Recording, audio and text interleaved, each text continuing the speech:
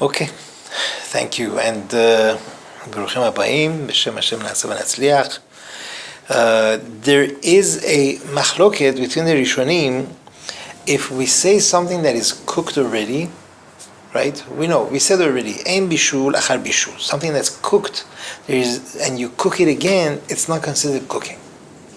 But how about something that was baked, or roasted, or barbecued, or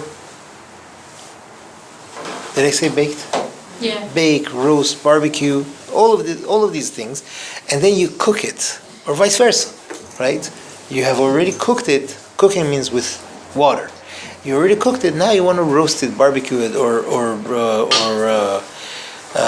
no, actually, I should say roasting, and then there is another. There is called, what in Hebrew is called keliyah. Keliyah is also translated as roasting, but it's a little bit different, right? Keliyah is like what they do, roasted coffee beans. That roasting is a little bit different than the roasting that they would do over the spit and fire. So it's a different process, but we understand there's different methods. So there is a machloket really between the Rishonim. If something is cooked and now you want to process it through another processing of cooking, is that considered cooking or not? It could be working both ways. You first have bishul, now he wants to have keliyah, or he has keliyah, now he has bishul. Prime example, coffee beans that are roasted. Now you want to cook them in very, very hot water. Is that considered now that you're cooking it or not? There's a machloket. Big Rishonim. Sefer Yereim is Rabbi Eliezer Mimitz. Rabbi Eliezer Mimitz is a student of Rabbeinu Tam. And he was a huge halachic figure. He says that every one of these processings would be considered cooking. Meaning that even though it was already mevushal, now you are making it better. Now whatever it is you're doing, this new cooking process that you're using is making it better, and therefore it's asur to do on Shabbat. There's a question according to that opinion of Yereim and his others that would agree with him. If a person takes a piece of bread, not a toast, a piece of bread which is soft, and he puts it in bread is baked. And now you want to put it in soup, very hot soup. Right? According to him, this is considered yesh bishul achar afiyah. This thing was baked. Now you want to put it in a very hot soup. Would that be considered that it would be asur or not? Some say bread, being that it's so soft, it is considered kalle bishul. It gets cooked easy, right? Because it's so soft, and therefore when you put it in this, it would be asur. Others, still in this opinion of the Yereim that says that these differences would be considered cooking, they say no, bread is baked already, and therefore they would say that a person could go ahead and put bread in keli sheni. Right? You pour the soup into a bowl, you want to put some bread in it to soak and to whatever, they would allow it. Now, on the other hand, we have other Rishonim, also huge, like they carry a lot of weight. Ravia is well known in the amongst the Rishonim, contemporary of Sefer Yereim, which we mentioned. He says no, just like there is ein bishul achar bishul. That means something is cooked already, and now on Shabbat you want to reheat it. That is not considered cooking. Just like that is not considered cooking, so too something that was baked, roasted, barbecued, and so on and so forth. All of those, if you want to cook it now, that means put it into keli rishon, that was removed from the fire, or into keli sheni, that would be fine. Okay? According to that opinion. Now, there is a question in Maran Shulchan Aruch, what he held. Does he hold that yesh bishul achar bishul? Does he hold that these things would be asur, it is considered bishul, or does he hold like the Sefer Ravia that says that no, these things it's fine once this thing was cooked or baked or roasted or barbecued, and now you want to use another process, crisscross, just mix and match, whatever you want to do, cook it, bake it, roast it, whatever you want to do. All of these processes it would be fine. The custom, according to the Sephardim minhag, is that we are mekel and we say that there is no bishul achar afiyah, keliyah, and seliyah, right? No problem. Okay? That is... I'm sorry? What do you mean? You want to put it inside the Keri Rishon? Keri Rishon, over the fire, we say you can't put anything in it. If it's over a blech, then there is more leniency, but then you have to be careful for kalebishus, things that would easily get cooked, which we went through already. There, a person has to be careful. We're talking more in keli sheni, right? Keli rishon is a little scary to play with. We're going more in keli sheni, and then there we're saying that a person would be able to put inside, let's say you have croutons, you want to put inside the soup, or what they call shkede marak, right? We all know what that is. It's some goo that is full of oil, like and they and people use it and they fry it, right? It's fried and then they put it in the soup. So this, although it was not cooked, right? It was fried, or at best it was baked, and now you want to put it in the soup. Ashkenazim would be machmir. They would not put it in keli sheni at all. Put it keli shlishi, revi'i. All right. So anyway, most of the time, practically speaking, how do you get the soup out of the pot? With a ladle. That's already we're going to see, what the status of that is. And then you put in soup tureen, and then you serve it, and then from there another ladle comes into effect, whereby you put it in the soup. It already goes through so many gilgulim. It becomes pretty easy on Shabbat to use croutons or shekete marak. So if challah is baked, then you can't put it on the blech? Oh, very good. Very good. Let's hold off. I'm getting to that. That's like right now I'm going to get to it.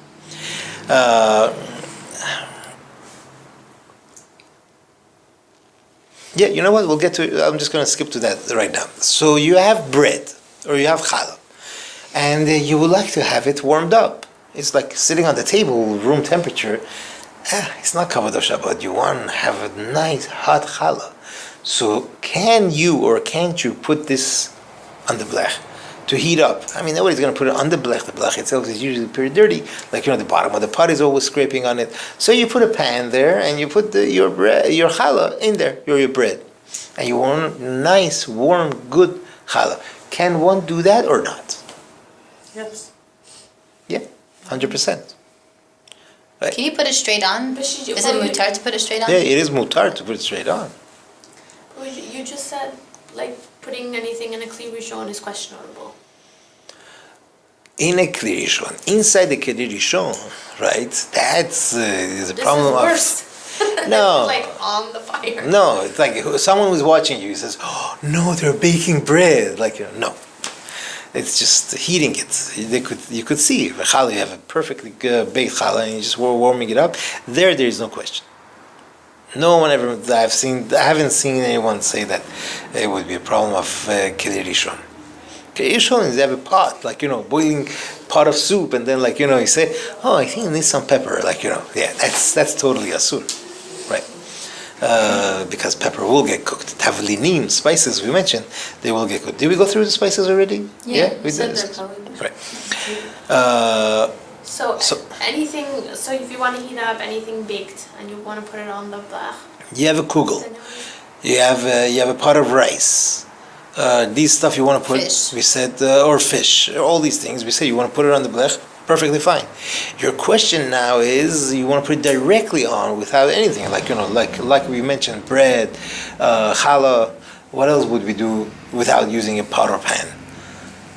An egg that was already cooked, right? You want to heat it up for so the shit. You want it to be nice and hot. You put it directly onto the blech. It's fine. Okay.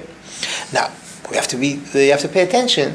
If your challah is in the freezer and it's frozen, and you want to heat it up, if there are pieces of icicle or these little things on there, you have to remove that, right? Because otherwise you'll be cooking that water.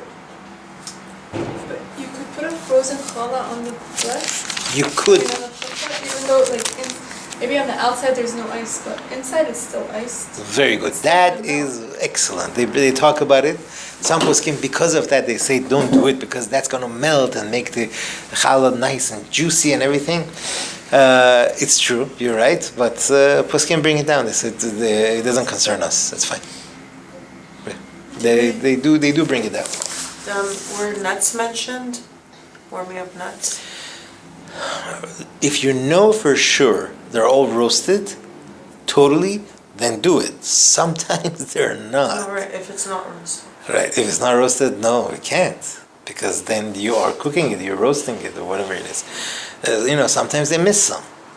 And everybody likes to have warmed nuts, you have sunflower seeds or watermelon seeds.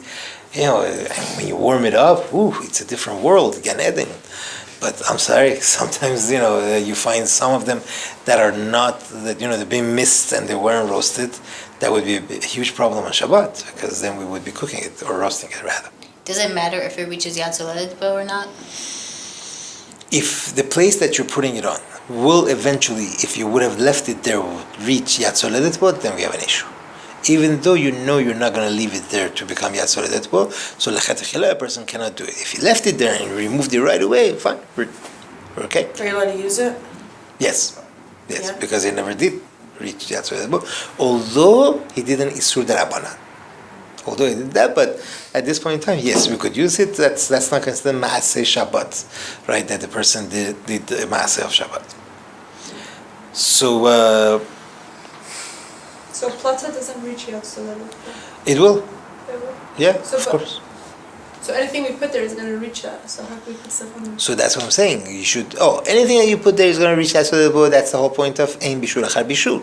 This thing is already cooked, and now, what if your bread is going to become toast? It's okay as long as you didn't have the intention of toasting. Why? It's been baked Even if you have the intention of toasting You're it. allowed to toast it. We said this before, didn't we? Yeah. We said you're not allowed. It's been You baked are. before. We said you're allowed to. Really? Yeah.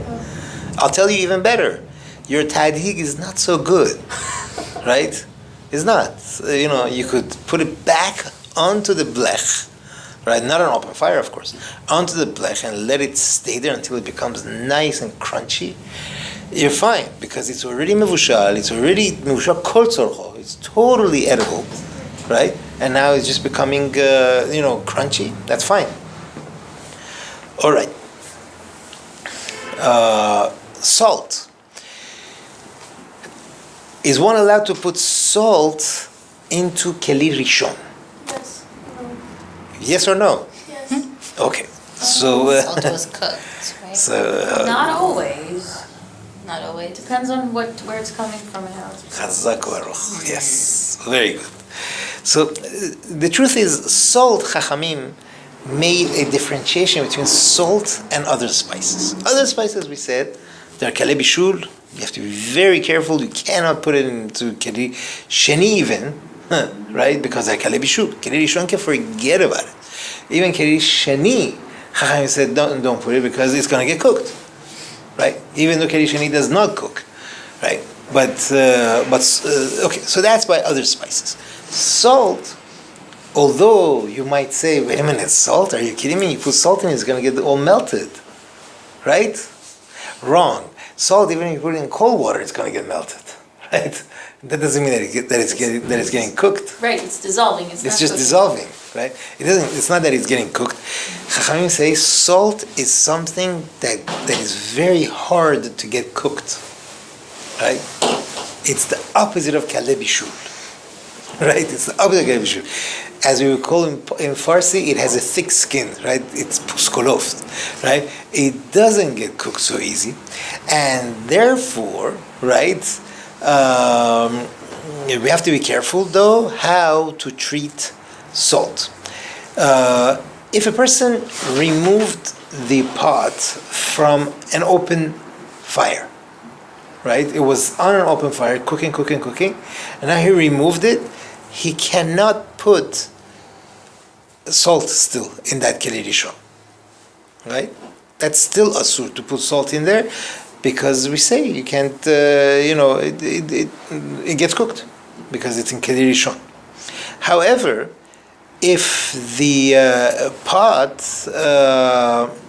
if you moved it to keli sheni, then if the salt is cooked, no, cross that, sorry. I thought we said salt is. Salt you could put in keli rishon as long as you removed it from the fire, right? As long as you remove it from the fire, even though it's in keli rishon, you could pour salt in it, condition that the salt was cooked. You know there is two types of salt. One type is that they get it from the mines, right? Another type is that they evaporate the sea salt, the sea waters, right? And what remains, is what they call sea salt. That most of the time is cooked. So this salt, if a person pours onto the food into keli rishon, that is fine. Sea salt? Right. You have to know some sea salts though are not processed like that. Some sea salts are not processed through cooking. They're just it's just the sun beats on them, and then they just dig it out of there, and they bring it whatever the process, and they bring it, they sell it. So we have to know they vary. Different manufacturers vary. So it's very hard to know what happened to this poor salt. Is it cooked? Is it mevushal? Or is it not mevushal? So it has nothing to do with iodized or non-iodized salt? No, that's something else. What is that? That's you have to ask the doctor. That's just something added to make sure your thyroid works, that's all. Do you happen to know if like the Morton salt is cooked, like the blue one? I have no idea. It's We very don't know hard, which ones are, we don't know which ones are salt cooked or You want not. to get iodine, so your thyroid. hard to know. Because we're So you want the iodized? How about the pink salt? That's for sure not, right? What's pink salt? There's pink salt. Yeah, It's pink just salt. like- Oh, I think we have it at home. Yeah, I don't know. I really don't know because the way poskim bring down, even the same manufacturer sometimes processes it this way, sometimes other. So it's very hard There's to no way know. to know. Hopefully Yeah. it says on the doesn't, no? No, it wouldn't. So why would it say?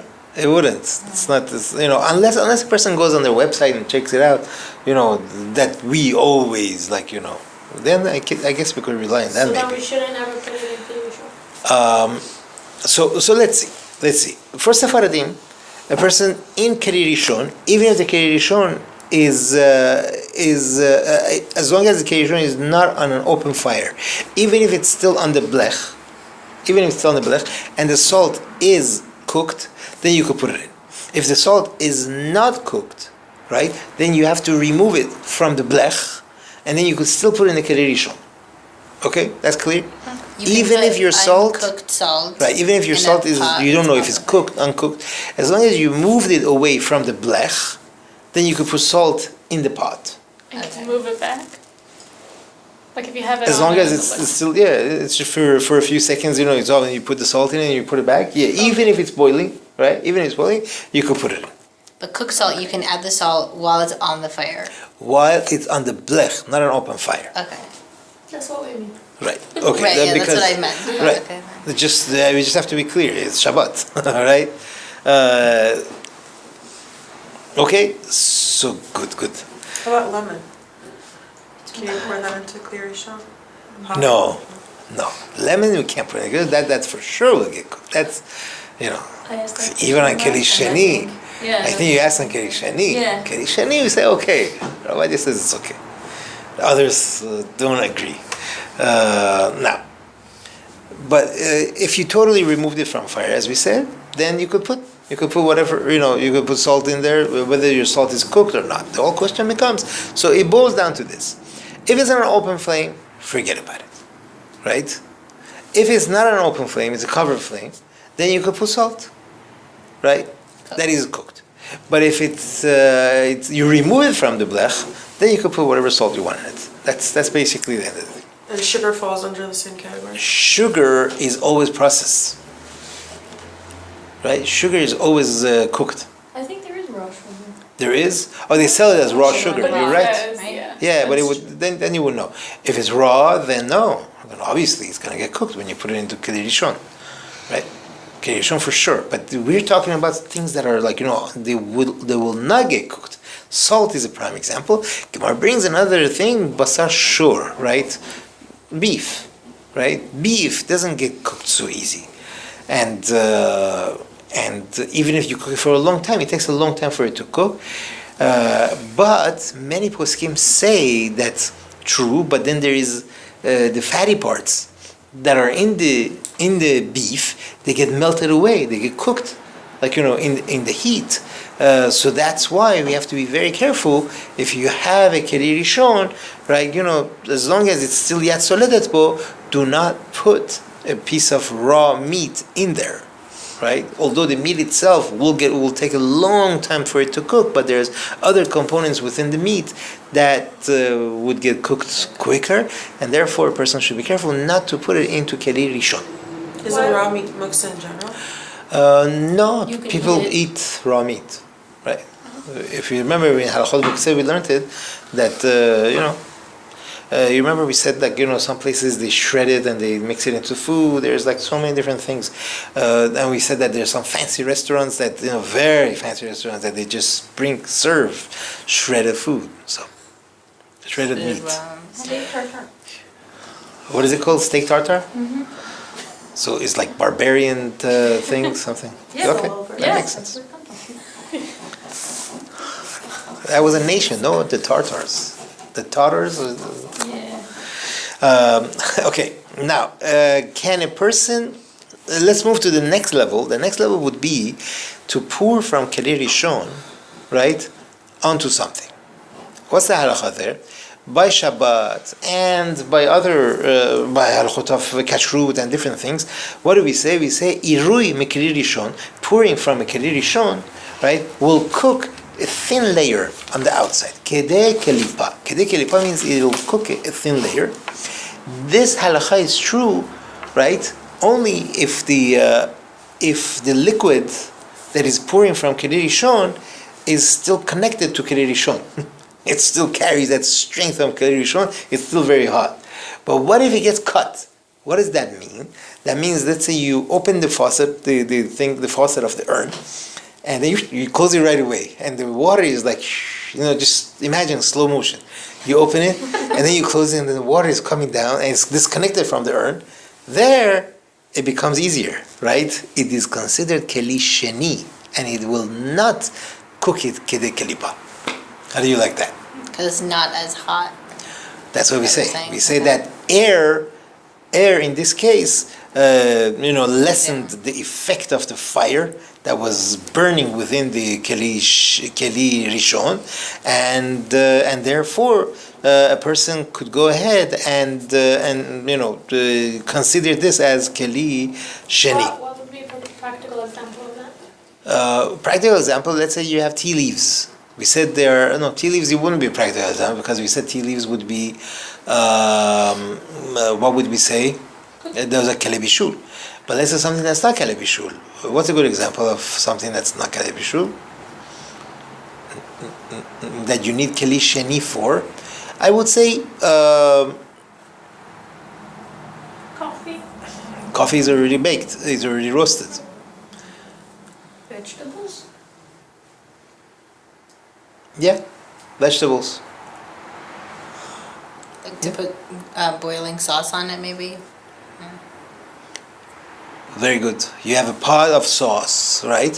And you just tip it a little bit, and then it just plops right onto the thing, onto the vegetable.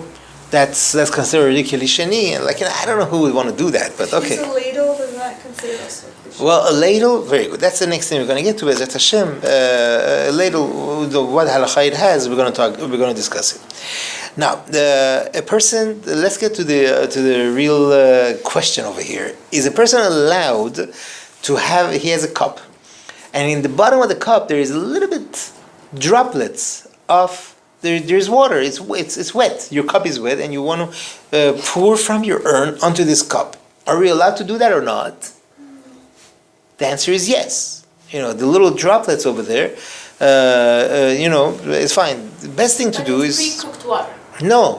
We're not even talking about pre-cooked water. We're talking about just your cup is wet. It was just washed. You just washed it, right? So the best thing to do to shake off as much of it as you can. Those little things, you don't have to worry about it. Someone who wants to be very machmir, they could take a towel or a kitchen cloth, whatever it's called, to dry it off. But that's a chumrah, right? There is many reasons for it. It's a pasik telo nichalel. It's chatzi shiur. It's nothing. It's considered nothing. Also, there is tata agavar. There is a rule that says the bottom one always wins. Right? That means if the bottom is hot, boiling hot, and you're pouring coal in it, putting something in it, that'll cook it. But if the bottom is cold and you're putting hot into it, that will overpower what's coming down. So right? how come when we want to make tea, we say we put the hot water first and then we put the tea in? Is that wrong? That's we're being machmir. Or is that something else? No, we're just being machmir. So you said the bottom. Are you talking about pouring water from the urn? That's irui mikri rishon. We said irui mikri rishon cooks kele kilipa. Not from the urn, from like a kettle on the plata. Kettle is the urn. That's the same thing. Right. Kettle is kele On the rishon. plata. Okay, so you put that in the cup, and then you put Right. the tea from the From the tea sense, right? in the cup. Exactly. That's not allowed. It has to be clear. No, that's allowed. We could do that. That's for sure we could do. Because it's already cooked. The tea essence is already But it's cooked. cold. That's fine. It's already cooked. And this is in Kelisheni, and perfectly fine. Kelisheni and Omavashel, and you're pouring in there, and that's already Mavushal. It is fine. That is the way to do it. Right? You want to be more machmir, put it into Kelishelishi. Right? That's more of a chumrah. Fine. Either way.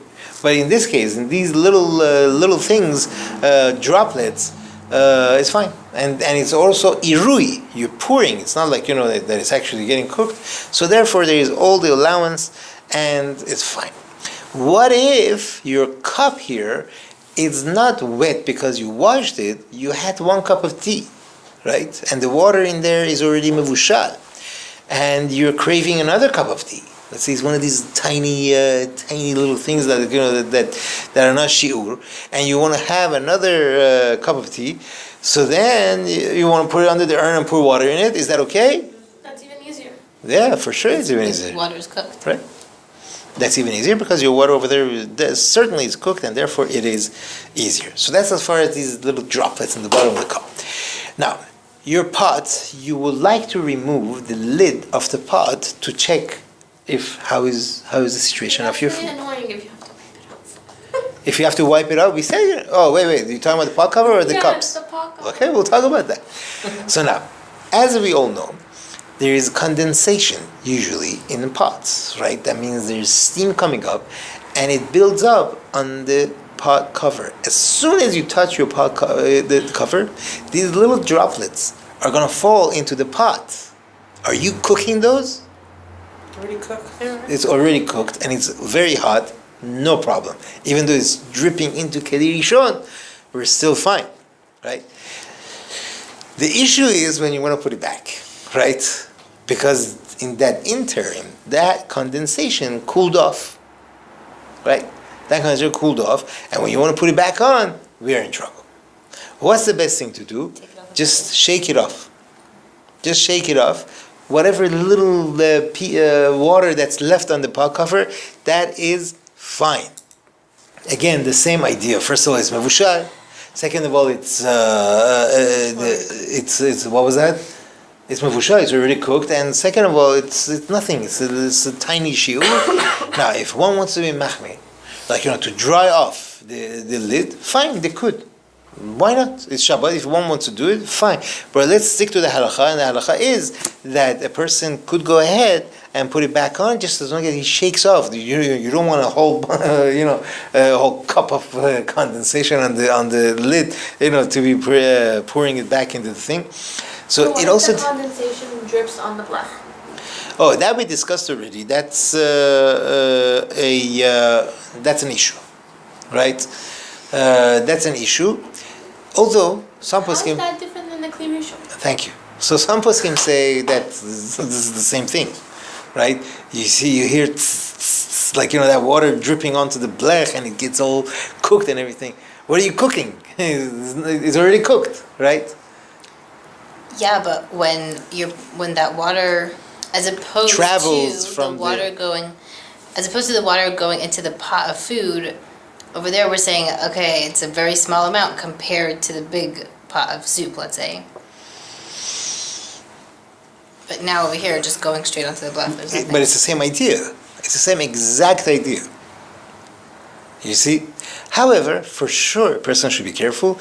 Last Gilgul, when we were learning it, so people suggested, which was very smart, they put a cloth behind. So as soon as you move the pot cover, the drips will drop on the towel, on that thing. Just make sure the towel doesn't get burnt, Or, if you don't have to do it over the blech, just move it away from the blech. Do whatever you got to do, and then you could, if timely fashion, if it's still, if we're talking about liquid, it shouldn't be put on the floor and so on and so forth. If it's dry, then you have no problem. Put it back on the blech when you please. I have a question about that. Yes. And I don't even know if it's even a problem, but I have a crock pot that one of the crock pots has like a crack inside it. It's still usable, but from time to time you'll hear like pss, pss, like it's the liquid, whatever's inside it is falling to the bottom of the head. The heating, where the heating elements are. Is that a problem? No. Anyway, you're not doing anything. It's just happening automatic. Yeah. So that's for sure not a problem.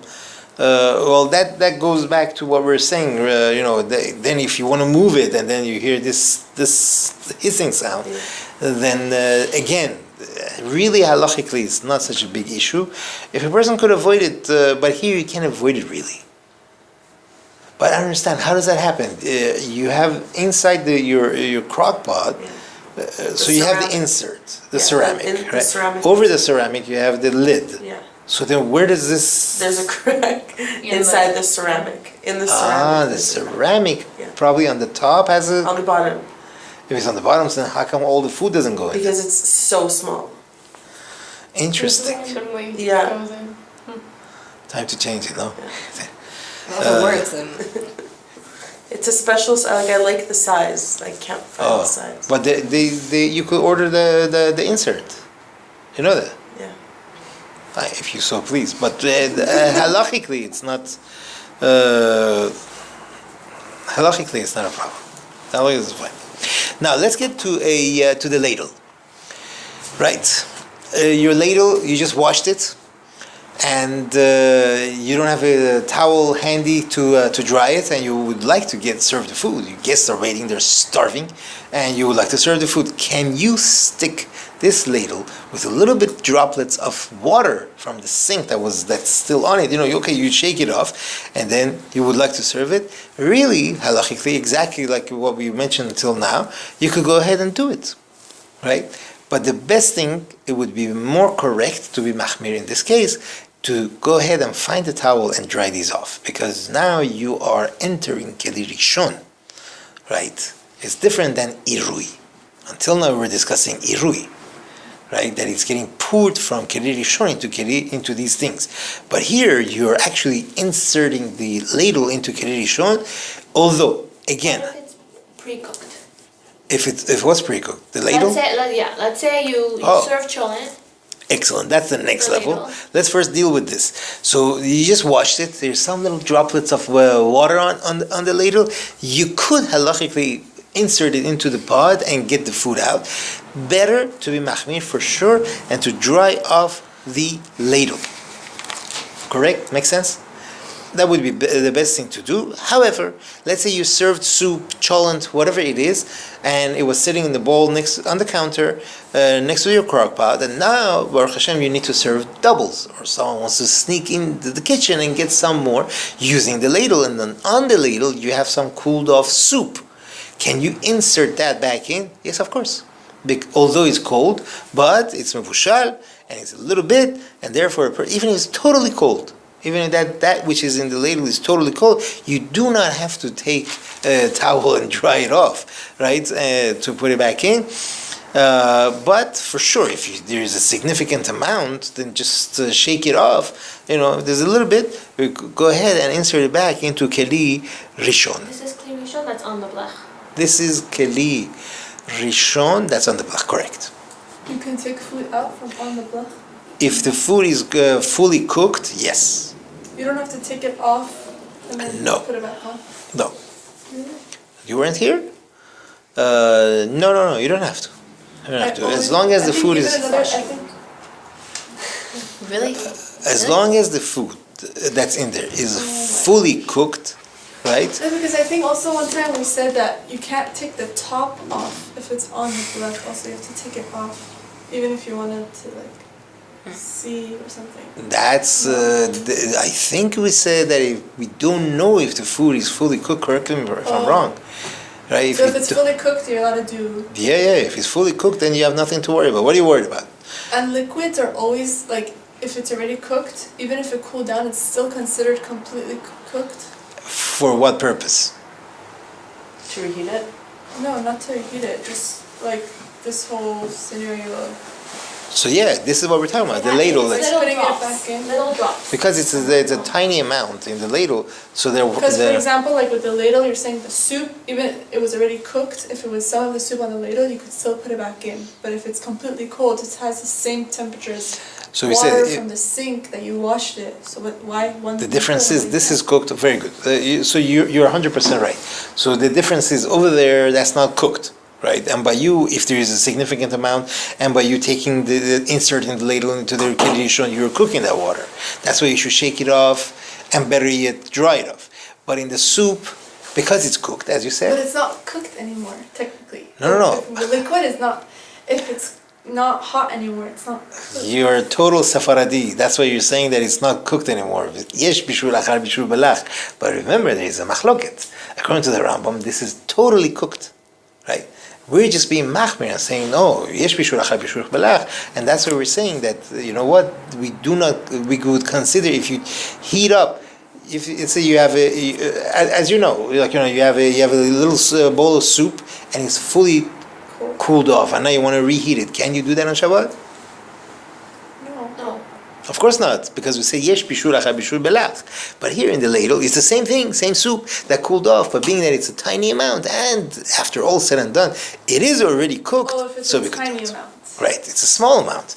We said, and if there is more than a tiny amount, shake it off, and then go ahead and use it. Make sure nobody's watching.